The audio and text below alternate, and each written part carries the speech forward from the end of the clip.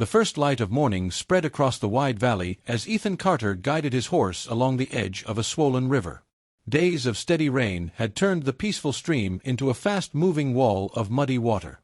Broken branches drifted past, and the current roared loud enough to drown out the songs of birds that usually welcomed the day. Ethan had spent most of his life working ranches across the frontier. He lived alone in a small log cabin a few miles away and believed that a person's character was measured by the choices they made when no one was watching.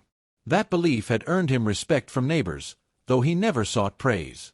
He stopped to inspect a section of fence that had been carried away during the storm. As he gathered loose rails, a sharp cry echoed across the river. At first he thought it was the wind, but the desperate call came again. Looking toward the sound, Ethan saw a young Apache woman standing knee-deep in the rushing water. She was gripping the reins of a beautiful chestnut horse that had become trapped between fallen tree limbs. The frightened animal struggled with all its strength, but every movement pulled it closer to the powerful current. The young woman refused to let go even as the river pushed against her. Without wasting a second, Ethan tied his own horse to a nearby tree and rushed into the freezing water. The current slammed into his legs, making every step a battle. He reached the trapped horse and fought to break away the heavy branches that held it in place. The horse kicked in fear, nearly knocking him beneath the surface, but Ethan stayed calm. He spoke softly until the animal stopped fighting. Working together, Ethan and the young woman guided the exhausted horse toward shallow water. One final surge from the river nearly swept them away, but Ethan planted his feet against a large rock and held the reins with all his strength. Slowly, all three reached the riverbank and collapsed onto the wet grass. The young woman rested her forehead against the horse's neck as tears filled her eyes. After a long silence, she looked at Ethan with quiet gratitude. "You did not just save my horse," she said softly. "You saved the last gift my father ever gave me." For the next several days, Ethan could not stop thinking about the young Apache woman and her horse. He wondered if they had made it home safely, but he knew little about her or where her people lived. On the frontier, paths often crossed for only a moment before strangers disappeared into the vast wilderness. Life soon returned to its familiar rhythm. Ethan repaired broken fences, gathered firewood, and cared for his small herd. The river slowly settled back into its banks, leaving behind fresh grass and scattered pieces of driftwood. Before long, he convinced himself the rescue had become nothing more than another memory carried away by time. Late one evening, as the sun painted the sky with shades of gold and orange, someone knocked gently on the door of his cabin. Ethan opened it and found the young Apache woman standing outside. Beside her was the same chestnut horse, now healthy and full of strength. Its coat shone in the fading light, and its calm eyes seemed to recognize the man who had pulled it from the river. The woman smiled warmly. "My name is Ayanna," she said. "I came to thank the man who gave me back what I thought I had lost forever." She held out a carefully wrapped bundle made from soft deer hide. Ethan accepted it with curiosity and slowly untied the leather cord. Inside rested a beautifully carved wooden horse, polished until it reflected the evening light. Every detail had been shaped with remarkable care. "My father carved this before he passed away," Ayanna explained. "He told me to give it only to someone whose heart was stronger than fear." Ethan looked at the carving, then gently shook his head. "I cannot take something that means so much to your family." Ayanna smiled again, though this time her eyes carried quiet determination. "If you refuse it, you refuse my father's wish. Honor must be returned with honor." After a long pause, Ethan accepted the gift with both hands. He invited her inside, where a small fire warmed the cabin. They shared fresh bread, dried meat, and hot coffee while talking long after darkness covered the valley. Ethan learned that Ayanna now lived with her uncle after losing both of her parents. She learned that Ethan had no family left and had built his quiet life through years of honest work. Before leaving, Ayanna gently placed her hand on the carved horse resting on the table. "This is only a gift," she said softly.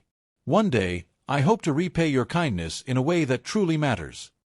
With those words, she mounted her horse and disappeared into the moonlit valley, leaving Ethan wondering what she meant. Nearly a week passed before Ethan saw Ayanna again. Just before dawn, a horse came racing toward his cabin. Ethan stepped outside and immediately recognized the chestnut mare. Ayanna jumped to the ground, her face filled with worry. "They came during the night," she said, struggling to catch her breath. "A group of thieves took every horse from our camp. Mine escaped only because she broke her rope and ran. My uncle and the others are searching in different directions, but we have found nothing." Ethan looked at the frightened mare. Fresh cuts marked her legs, and mud covered her sides. She had clearly run a long way to find help. "We will follow their trail," Ethan said without hesitation. The two riders set out as the morning sun climbed above the hills. The tracks were easy to follow at first. Dozens of horses had crossed the wet ground, leaving deep marks that led toward a narrow canyon. As the hours passed, the trail became harder to read. Rocky ground hid the hoofprints, but Ethan noticed broken branches and small pieces of rope caught on bushes. Ayanna spotted ashes from a recent campfire and pointed toward the distant hills. By late afternoon, they climbed a ridge overlooking a wide valley. Below them stood an abandoned trading post surrounded by rough wooden fences. Inside were dozens of stolen horses from nearby ranches and Apache camps. Armed men moved between the corrals, laughing as they prepared the animals for sale. Ayanna's eyes searched the crowded pen until she found her father's horse standing among the others. Relief washed over her face, but it quickly faded. "There are far more horses here than I imagined," she whispered. Ethan studied the guards carefully. "If we rush in now," he said quietly, "we will lose more than horses." For several silent moments, they watched from the hillside, knowing the next decision could change not only their lives, but the future of everyone who depended on those stolen animals. As darkness settled over the valley, Ethan and Ayanna waited patiently among the rocks above the old trading post. They counted the guards, watched their routines, and searched for the safest way to free the horses. When the campfire burned low and most of the thieves had fallen asleep, they quietly made their move. Ayanna slipped through the shadows and reached the nearest corral. Her gentle voice calmed the restless horses while Ethan loosened the ropes that held the gate shut. Every movement was slow and careful. One loud sound could ruin everything. Just as the final knot came free, a guard turned and spotted them. "There!" he shouted. Before the thieves could react, Ethan swung the gate wide open. The frightened horses rushed into the open valley like a powerful wave. The thunder of pounding hooves echoed through the night, throwing the camp into confusion. The thieves chased after the escaping herd, but they quickly lost control. At the same moment, ranchers and Apache riders, who had followed the trail from different directions, surrounded the trading post. Seeing they had no way out, the thieves threw down their weapons and surrendered. Ayanna's chestnut horse raced straight toward her, stopping only when it reached her side. She wrapped her arms around its neck with tears in her eyes. As dawn broke over the hills, both the ranchers and the Apache elders gathered together. Before everyone, the chief thanked Ethan for risking his life not only for one horse, but for every family whose future depended on them. The morning after the rescue, the valley felt different. The stolen horses had been returned to their owners, and families who had spent days fearing the worst finally smiled again. Ranchers shook hands with Apache riders, each recognizing that neither group could have succeeded alone. Later that afternoon, the Apache chief invited Ethan to their camp. He expected nothing more than a simple thank you, but what awaited him was far greater.